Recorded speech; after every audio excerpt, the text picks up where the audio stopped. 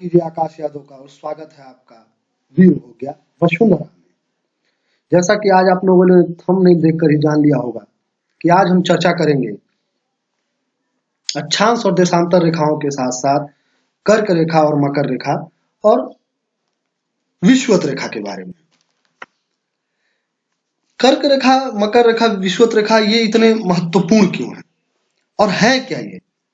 Globe और मानचित्र पर बहुत सी रेखाएं खींची हुई हैं। कुछ रेखाएं खड़ी होती हैं और कुछ रेखाएं आड़ी होती हैं और यही रेखाएं एक दूसरे को काटती हैं और ग्लोब पर जाल सा बनाती हैं। वास्तव में ये रेखाएं काल्पनिक हैं। पृथ्वी पर ऐसी कोई रेखा खींची हुई नहीं है। पृथ्वी पर किसी स्थान का ठीक ठीक स्थिति दर्शाने के लिए ये रेखाएं ग्लोब एवं मानचित्र पर खींची गई मिलती हैं। इन रेखाओं की मदद से ही हम किसी गांव, नगर, देश या किसी स्थान की भौगोलिक स्थिति को आसानी से जान सकते हैं। रेखाओं के इस जाल को समझने के लिए हमें ग्लोब पर कुछ देखना होगा, मतलब इन रेखाओं को देखना होगा, समझना होगा और इन्हें ही हम समझेंगे आज की इस वीडियो में। अगर देखा जाए तो पृथ्वी बहुत ही बड़ा है, सौरमंडल का एक सदस्य है और अगर इसकी हमें तापमान के, जलवायु की, स्थान का सही अगर आंकड़ा प्राप्त करना हो तो क्या लगता है कि सही आंकड़ा बिना गणित की सहायता से निकाल पाना संभव होगा? नहीं, ऐसा नहीं हो सकता। इसीलिए ही इन रेखाओं का निर्माण किया गया है, देशांतर और अक्षांशीय रेखाओं का निर्माण किया गया है, जिन्हें हम प्राइम मेरिडियन, 0 डिग्री और जिन्हें हम अक्षांशीय, कर्क रेखा, मकर रेखा और विषुवत रेखा के बारे में जानते हैं। चलते हैं, अब देखते हैं अक्षांशीय रेखा को। अक्षांशीय रेखा जो होती हैं ये भूमध्य रेखा यानी 0 डिग्री से, ये जो 0 डिग्री हम देख रहे हैं यहां से उत्तर की तरफ और दक्षिण की तरफ खींची गई होती है। उत्तरी गोलार्ध में 90 हमें मिल जाएगा, ये 90 डिग्री यानी 90 अक्षांश रेखाएं मिलेंगी और दक्षिणी गोलार्ध में हमें 90 अक्षांश रेखाएं मिलेंगी। तो कुल अक्षांशीय रेखाओं की संख्या विषुवत रेखा को लेकर यानी 0 डिग्री को लेकर कितना हो जाएगा? 181 अक्षांश रेखाएं हो जाएंगी। लेकिन अगर वहीं हम बात करें मतलब कुल अक्षांश वृत्तों की, तो ये देख रहे हैं कि ये जो यहां पर हमें एक दिख रहा है ये अक्षांश बिंदु है, ना कि वृत्त है, माफ कीजिए, ना कि अक्षांश है। तो इन दोनों को अगर हम घटा देंगे, नीचे भी हमें मिलेगा, ऊपर भी मिलेगा, यानी उत्तरी तरफ भी, दक्षिणी तरफ भी। इन दोनों को घटाने पर हमें कुल कितने अक्षांश रेखाएं, अक्षांश वृत्त मिलेंगी? वो हो जाएंगे हमारे 179। अक्षांश रेखाएं जो होती हैं किसी स्थान के पृथ्वी के झुकाव को प्रदर्शित करती हैं। दो अक्षांशों के बीच की दूरी को जोन कहा जाता है। अब जैसे कि हम लोग जानते हैं कि 23.5 डिग्री उत्तर की तरफ कर्क रेखा है और 23.5 डिग्री दक्षिण की तरफ मकर रेखा है। और मकर रेखा और कर्क रेखा जो है ये भी एक प्रकार की अक्षांशीय रेखाएं हैं। कर्क रेखा जो है भारत के गुजरात, मध्य प्रदेश, बिहार, बहुत से 8 राज्यों से गुजरती है। इस पे फिलहाल मैं कभी और चर्चा करूंगा। लेकिन अगर वहीं देखा जाए 23.5 डिग्री ही क्यों? मकर रेखा, कर्क रेखा 23.5 डिग्री ही क्यों? तो इसके पीछे हम जानते हैं कि पृथ्वी अपने अक्ष पर 23.5 डिग्री झुकी हुई है। इस कारण पृथ्वी 23.5 डिग्री उत्तरी तथा दक्षिणी अक्षांश तक ही सूर्य में एक बार, मतलब सूर्य जो है वर्ष में एक बार सीधा चमकता है। और इस अक्षांश से यानी उत्तरी ध्रुव तथा दक्षिणी ध्रुव का जो कर्क रेखा, मकर रेखा है, इस पे सूर्य नहीं चमकता है। पृथ्वी के झुकाव के कारण सूर्य जो है इस पे चमकता है, लेकिन वही 0 डिग्री पे सूर्य जो है निरंतर चमकता रहता है। आशा करता हूं ये बात आप लोग समझ गए होंगे कि इस अक्षांश से अगर देखा जाए तो उत्तरी ध्रुव तथा दक्षिणी ध्रुव तक सूर्य कभी भी सीधा नहीं चमकता है। पृथ्वी के झुकाव के कारण ही 23.5 डिग्री जो मकर रेखा है उस पर एक बार सीधा चमक लेता है और 23.5 डिग्री जो है दक्षिण, उस पर एक बार सीधा चमक लेता है। फिलहाल थोड़ा सा हम यहाँ पे जो बिंदु आपके समक्ष रखे हैं उसको देख लीजिए। उत्तर अथवा दक्षिण ध्रुव की तरफ जो कोणीय दूरी होती है उसे ही हम अक्षांश कहते हैं। अक्षांश एक प्रकार का काल्पनिक रेखा है। दो अक्षांशीय रेखाएं जो होंगी, ये रेखाएं होंगी, ये समांतर होती हैं। इसे हम याद रखेंगे। मतलब दो अक्षांशीय रेखाओं का जो माप होता है वो समान होता है, लेकिन वही देशांतर रेखाओं में ये ऐसा नहीं होता है। अब ये रेखाएं निश्चित होती हैं और साथ ही साथ जो कुछ भी हमने इसमें देखा और समझा, जाना, इनके दो अक्षांश रेखाओं के बीच की दूरी 111 किलोमीटर होती है। ये हम याद रखेंगे। मतलब दो अक्षांश रेखाओं के बीच की दूरी, ये जो दूरी है, ये दूरी, ये हो जाएगा हमारा 111 किलोमीटर। अब देख लेते हैं देशांतर रेखाओं के बारे में। किसी भी स्थान की सही स्थिति का पता लगाने के लिए हमें अक्षांश रेखाओं की आवश्यकता पड़ती है। उसी प्रकार से हमें उसका एक निश्चित ज्ञान प्राप्त करने के, मतलब एकदम सही आकलन प्राप्त करने के लिए देशांतर रेखाओं की भी आवश्यकता पड़ती है। ये रेखाएं मानचित्र पर दक्षिण तथा उत्तर की तरफ खींची हुई मिलती है। मतलब उत्तर या दक्षिण से, इधर से, ऐसे रेखाएं हैं ये। और ये क्या होती हैं कि उत्तरी और दक्षिणी गोलार्ध के बिंदुओं को मिलाती हुई हमें प्रदर्शित होती हैं। अगर देखा जाए तो ये रेखाएं उत्तरी ध्रुव और दक्षिणी ध्रुव को मिलाने वाली रेखाएं कहलाती हैं। वास्तविक रूप से मैंने ये बात यहाँ लिख दिया है, काल्पनिक तौर पर ये रेखाएं होती हैं। और वहीं भूमध्य रेखा से, यानी 0 डिग्री से अगर हम ध्रुवों की तरफ जाते हैं, मतलब पोल की तरफ जाते हैं, तो क्या होगा, हमारी दूरी जो है घटेगी। ध्रुवों की से लेके, ध्रुवों से अगर हम पोल की तरफ इधर जाएंगे और इधर जाएंगे तो दूरी घटेगी, लेकिन वही पोल से, यानी ध्रुवों से अगर हम विषुवत रेखा यानी 0 डिग्री इक्वेटर की तरफ आएंगे तो हमारी दूरी क्या होगी, बढ़ेगी। देख सकते हैं आप। और इसी के परिणाम स्वरूप आप देख सकते हैं जो विषुवत रेखा पर यह दूरी सर्वाधिक होती है, 111.321 किलोमीटर। ग्रीनविच क्या है, जीएमटी। ग्रीनविच जो है ये भी उत्तरी ध्रुव से दक्षिणी ध्रुव की तरफ खींचा गया एक रेखा है, जिसे हम प्राइम मेरिडियन रेखा कहते हैं। ये रेखा, इस रेखा के 180 मतलब 180 पश्चिमी देशांतर रेखा कहलाते हैं और 180 पूर्वी रेखा कहलाते हैं, मतलब पूर्वी देशांतर रेखाएं कहलाती हैं। पृथ्वी को अपने अक्ष पर एक दिन में, यानी 24 घंटे में 360 डिग्री जो है घूमने में 24 घंटे का समय लगता है। यानी कुल देखा जाए तो एक देशांतर की दूरी को 4 मिनट में पृथ्वी तय करती है। और अब हम चलेंगे अपने अगले बिंदु पर। आशा करता हूं यहाँ पे आप लोगों ने इसमें कुछ देखा होगा, समझा होगा। आगे बढ़ते हैं और समझते हैं अपने अगले बिंदु को। तो अभी अभी मैंने जैसे कहा कि प्राइम मेरिडियन यानी प्रधान यावनोत्तर रेखा या मध्याह्न रेखा, ग्रीनविच रेखा जिसको हम बोलते हैं जीएमटी, जो समय का निर्धारण करता है। आप भारत को देख सकते हैं, यहाँ पे भारत है। कभी कभी प्रश्नों में पूछ लेता है कि भारत की क्या देशांतर और क्या गोलार्ध है। तो भारत जो है, आप हम यहीं से अगर चलें तो पूर्वी देशांतर ये हमारा पूर्व का भाग हो गया और ये हमारा पश्चिम का भाग हो गया। पश्चिम की तरफ 180 और पूर्व की तरफ 180, कुल हमारे 360 देशांतर रेखाएं हो गए। तो भारत जो है पूर्वी देशांतर उत्तरी गोलार्ध, यानी 0 डिग्री के जस्ट ऊपर, यहां से पूर्वी देशांतर के उत्तरी गोलार्ध की तरफ भारत स्थित है। और यही बात किया जाए कि प्राइम मेरिडियन जो है उससे कौन कौन से देश गुजरते हैं, तो यूरोप के 3 देश और साथ ही साथ अफ्रीका के 5 देश यहां से होके गुजरती हैं। उनको हम देख लेंगे। यूनाइटेड किंगडम, फ्रांस, स्पेन, ये यूरोप से गुजरते हैं। और अल्जीरिया, बुर्किना फासो, घाना, माली, टोगो, ये हमारा जो है अफ्रीका से गुजरता है। आप देख रहे हैं कि यही ये जो होगी कर्क रेखा यही होगी, ऐसे कर्क रेखा यही कहीं होगी। कर्क रेखा जो अल्जीरिया और प्राइम मेरिडियन दोनों को टच करता है। ये जो अल्जीरिया देश है ये प्राइम मेरिडियन और कर्क रेखा दोनों पे मौजूद है। इस बात को हम लोग याद रखेंगे। यहाँ से कर्क रेखा अगर जा रही होगी तो यही अल्जीरिया और प्राइम मेरिडियन दोनों को प्रतिच्छेद करती हुई हमें मिल जाएगी। इसको मैंने बस जानकारी के लिए आप लोगों के सामने रखा। आइए चलिए अब देखते हैं अगले बिंदु को। याद रखेंगे कि यूरोप से 3 कंट्री, यूके, फ्रांस, स्पेन, और अफ्रीका से अल्जीरिया, बुर्किना फासो, घाना, माली और टोगो, ये हमारे हो जाएंगे प्राइम मेरिडियन पर स्थित 8 देश।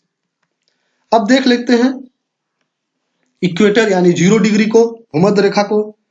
भूमध्य रेखा पृथ्वी को 2 बराबर भागों में बांट देती है। इसे ही हम विषुवत रेखा या भूमध्य रेखा के रूप में जानते हैं। और भूमध्य रेखा जो है, जो इसकी सर्वाधिक, ये भी एक प्रकार की अक्षांशीय रेखा है, और इसकी जो सर्वाधिक लंबाई होती है वो देख सकते हैं 40,075 होती है। 40,075 जो है सर्वाधिक भूमध्य रेखा की लंबाई होती है। और ये ग्लोब पर पश्चिम से पूर्व खींची गई काल्पनिक रेखा है, जिसे हम 0 डिग्री के रूप में समझते हैं। विषुवत रेखा दक्षिण अमेरिका को और अफ्रीका और पूर्वी एशिया को काटता है। इस बात को हम लोग याद रखेंगे कि भूमध्य रेखा जो है दक्षिणी अमेरिका, अफ्रीका और पूर्वी एशिया को काटता है। विषुवत रेखा पर कांगो नदी, कांगो नदी है, जिसे हम लोग जायरे नदी कहते हैं, वो 2 बार काटती है। और भूमध्य रेखा के ठीक ऊपर से सूर्य जो होता है, कब? 21 तारीख को, माफ कीजिएगा, 21 तारीख और 23 सितंबर को, 21 मार्च और 23 सितंबर को सूर्य की किरणें भूमध्य रेखा पर एकदम लंबवत पड़ती हैं, जिस कारण यहाँ पर दिन और रात 12-12 घंटे के होते हैं। आशा करता हूं इनमें भी आप लोगों ने समझा होगा, जाना होगा। अफ्रीका की कांगो नदी, मैंने जैसे पहले ही बताया कि भूमध्य रेखा को 2 बार काटती है। और भूमध्य रेखा जो है, सूर्य की किरणें वर्ष भर लंबवत रहती हैं, भूमध्य रेखा पर वर्ष भर लंबवत रहती है। 23.5 डिग्री जो है पृथ्वी झुकी होने के कारण 22 दिसंबर का और क्या कहते हैं 21 जून का वो मामला निकल के आता है, उसको हम आगे समझेंगे। जबकि 22 दिसंबर को सूर्य मकर रेखा पर सीधे चमकता है और 21 जून को कर्क रेखा पर। तो ऐसी स्थिति में भूमध्य रेखा पर सूर्य की किरणें वर्ष भर लंबवत पड़ती हैं। कर्क रेखा, भूमध्य रेखा जो है, भूमध्य रेखा से कोई तात्पर्य नहीं, भूमध्य रेखा पर सूर्य की किरणें वर्ष भर लंबवत रहती हैं, जिस कारण विषुवत रेखा पर अत्यधिक सूर्य की ताप की प्राप्ति होती है। परिणाम स्वरूप तापमान सदैव उच्च बना रहता है। इसी कारण यहाँ वर्ष भर दिन के समय बहुत ज्यादा बारिश होती है। भूमध्य रेखा से ये थे कुछ महत्वपूर्ण तथ्य, पॉइंट। और अब चलते हैं भूमध्य रेखा पर स्थित देशों के बारे में, जान लेते हैं कि कौन कौन से देश स्थित हैं। 0 डिग्री यानी भूमध्य रेखा पर स्थित देश हम लोग देखेंगे। सबसे पहले हम देखेंगे 0 डिग्री यानी दक्षिणी अमेरिका में स्थित कौन कौन से देश है। दक्षिणी अमेरिका से 3 देश हमें मिल जाएगा, कोलंबिया, इक्वेटर और ब्राजील। ये हमें दक्षिणी अमेरिका से मिलेंगे। और साथ ही साथ देखेंगे हम अफ्रीका से डेमोक्रेटिक रिपब्लिक ऑफ कॉन्गो एक मिल जाएगा, गैबन मिलेगा, यही कॉन्गो भी होगा, युगांडा, सोमालिया और केन्या, ये हमें 6 यहाँ से मिल जाएंगे।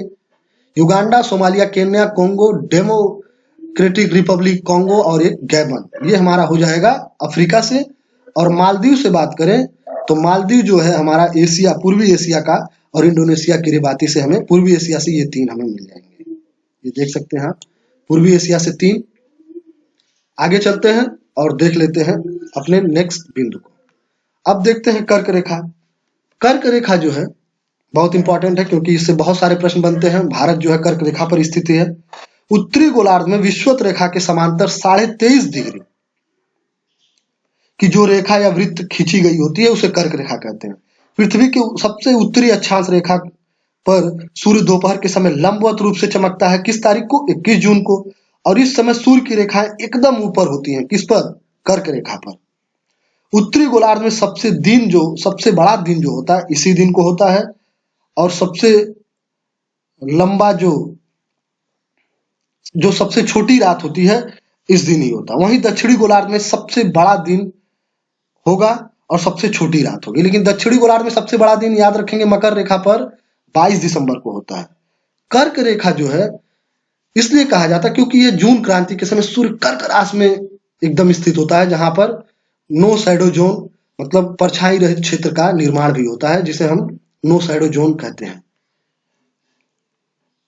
कर्क रेखा से मैक्सिको की खाड़ी लाल सागर से भी होकर कर्क रेखा क्या है, गुजरती है। मैक्सिको की खाड़ी और कर्क रेखा जो है लाल सागर, इन दोनों जगहों से होकर गुजरती है। झारखंड की राजधानी रांची के समीप जो ओर माझी है वो भी कर्क रेखा से होकर गुजरती है भारत में। और कर्क रेखा की बात करें तो भारत में 8 राज्यों से होकर गुजरती है। वो 8 राज्य हैं गुजरात, राजस्थान, मध्य प्रदेश, छत्तीसगढ़, झारखंड, पश्चिम बंगाल, त्रिपुरा और मिजोरम। तो ये तो थे भारत में कर्क रेखा से गुजरने वाले राज्य। फिलहाल हम इनके बारे में कभी और देखेंगे। अगर बात किया जाए कर्क रेखा से कौन कौन से देश गुजरते हैं, तो आइए उनको हम लोग देख लेते हैं। तो ट्रॉपिक ऑफ कैंसर से गुजरने वाले देश जो हैं वो सबसे पहले हम देखेंगे, एक हमारा जो है उत्तरी अमेरिका से ये एक ही देश है मैक्सिको, उत्तरी अमेरिका से। लेकिन वही बहामास जो है एक द्वीप है, ये भी गुजरता है। इसको हम लोग रख लेंगे अपने याद रखने के लिए। तो 2 देश हमें मिल गए उत्तरी अमेरिका से, मैक्सिको और बहामास। और साथ ही साथ अफ्रीका में देखा जाए तो अफ्रीका में हमें 5 देश मिलेंगे, माली है, नाइजर है, अल्जीरिया है, लीबिया है और इजिप्ट यानी मिस्र है। तो ये 5 देशें ट्रॉपिक ऑफ कैंसर से गुजरेंगी, अल्जीरिया, लीबिया, इजिप्ट, माली और नाइजर। वही बात कर ले मिडिल ईस्ट की 3 देश, मिडिल ईस्ट यानी वेस्टर्न एशिया से हमें 3 देश मिल जाएंगे। वो 3 देश हैं सऊदी अरब, यूएई और ओमान। यूनाइटेड अरब अमीरात, सऊदी अरब और ओमान, ये 3 हमें मिडिल ईस्ट से मिल जाएंगे यानी वेस्टर्न एशिया से। और वही चाइना हमें मिल जाएगा ईस्टर्न एशिया से, म्यांमार ईस्टर्न एशिया, इंडिया और बांग्लादेश, ताइवान। ताइवान और चाइना में बैटल होती रहती है, इन दोनों को आप आसानी से याद रख सकते हैं। ताइवान, म्यांमार, इंडिया और बांग्लादेश, ये 5 जो हैं हमें ईस्टर्न एशिया से मिल जाएंगे। चलते हैं आगे बढ़ते हैं और समझ लेते हैं अब मकर रेखा 23.5 डिग्री को, जो दक्षिण में स्थित है। मकर रेखा दक्षिण गोलार्ध में विषुवत रेखा के समांतर 23.5 डिग्री वृत्त को कहते हैं। मकर रेखा सूर्य के समय लंबवत कब होती है? सूर्य मतलब दोपहर के समय लंबवत होता है 22 दिसंबर को, जब सूर्य इस रेखा पर एकदम ऊपर होता है। तब दक्षिणी गोलार्ध यानी मकर रेखा पर सबसे बड़ा दिन होता है और सबसे छोटी रात होती है। वहीं उत्तरी गोलार्ध में ये उल्टा हो जाता है। मकर रेखा जो है आटाकामा, कालाहारी और पश्चिमी ऑस्ट्रेलिया के मरुस्थलीय भागों से भी गुजरता है। इसको हम लोग याद रखेंगे और साथ ही साथ हम देख लेंगे कि यहाँ पे ये कौन कौन देश से होकर गुजरता है। तो मकर रेखा 23.5 डिग्री दक्षिण में पराग्वे, चिली, अर्जेंटीना और ब्राजील, ये हमारा हो जाएगा दक्षिण अमेरिका, जहां से ये गुजरता है। और साथ ही साथ अफ्रीका से बात करें तो Mozambique, Madagascar, Botswana, south Africa और नामीबिया। इसको हम एक बार फिर से चर्चा कर देंगे, समझ लेंगे। Mozambique, Madagascar, Botswana, south Africa और नामीबिया, ये हमारे अफ्रीकन कंट्रियों से होकर 23.5 डिग्री दक्षिण जो मकर रेखा है वो गुजरती है। और आखिरी में जो हमें ऑस्ट्रेलिया मिल जाएगा और उसके बाद थोड़ा सा एक छोटा सा द्वीप है टोगा, भी यहाँ से टोगा से भी ये मकर रेखा होकर गुजरती है। आशा करता हूं कि इस टॉपिक्स को मैं आप लोगों को समझा पाया हूं। अब इस चीज को मैंने एक ग्राफ बनाकर आप लोगों के सामने रखने का प्रयास किया है। आप यहां से भी देख सकते हैं ट्रॉपिक ऑफ कैंसर जो है मैक्सिको अमेरिका का एक ही शहर, मतलब एक ही देश मैक्सिको, यहां से गुजरता है। अफ्रीका से वेस्टर्न सहारा, मैरिटूनिया, माली, अल्जीरिया, लीबिया, इजिप्ट और नाइजर अफ्रीका से गुजरते हैं, मतलब अफ्रीका से ये मकर रेखा गुजरती है। एशिया से बात करें तो Saudi Arabia, UAE, Oman, India, Bangladesh, Myanmar, China और ताइवान। ऑस्ट्रेलिया से कोई भी नहीं। इक्वेटर 0 डिग्री से बात करें तो इक्वाडोर, कोलंबिया, ब्राजील। और वहीं अफ्रीका में बात करें तो Gabon, Congo, democratic Republic of Congo, Uganda, Kenya, Somalia. और एशिया से इंडोनेशिया। इसको याद रखेंगे। ट्रॉपिक ऑफ कैप्रिकॉर्न 23.5 डिग्री दक्षिण, यहां से गुजरती है उत्तरी अमेरिका के माफ कीजिएगा, अमेरिका के 4 जो देश हैं, चिली, अर्जेंटीना, पराग्वे और ब्राजील। वहीं बात करें अफ्रीका से तो Namibia, Botswana, south Africa, Mozambique, Madagascar. Asia से कोई कंट्री नहीं गुजरती है, एशिया की कोई कंट्री इस पे नहीं पड़ती है, और ऑस्ट्रेलिया से केवल ऑस्ट्रेलिया और टोंगा पड़ता है। तो मकर रेखा में एक नदी है, लिम्पोपो नदी, जो मकर रेखा को 2 बार काटती है, और वहीं कर्क रेखा को 2 बार काटती है माहे नदी भारत की। आशा करता हूं कि आप इससे थोड़ा भी सीख पाए होंगे और अपने ज्ञान में इजाफा कर पाए होंगे, तो मैं अपने आप को बड़ा ही किताब समझूंगा। साथ ही साथ अगर मैं कुछ आप लोगों से समझा पाया हूं तो इसके लिए भी मैं आप लोगों से शुक्रगुजार हूं। अगर यहाँ कुछ मुझसे भूल हुई हो, चूक हुई हो, तो आप मुझे सब्सक्राइब करके या लाइक करके या कमेंट करके बता सकते हैं। अपना बेशकीमती समय देने के लिए बहुत बहुत धन्यवाद।